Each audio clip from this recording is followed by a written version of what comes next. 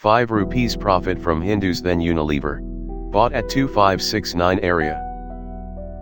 And sold at 2601 area. Which means 5 rupees as near 0.2% profit. Due to cut-off time of intraday trading, I have to close my position earlier.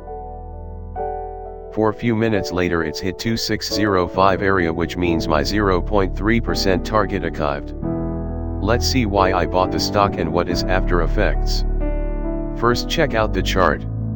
Time frame was taken 5 minutes. Check the candle price trend. It's showing negative trend as per chart. Now check the CCI indicator. CCI indicator showing some positive trend against the price chart. It's called CCI positive divergence.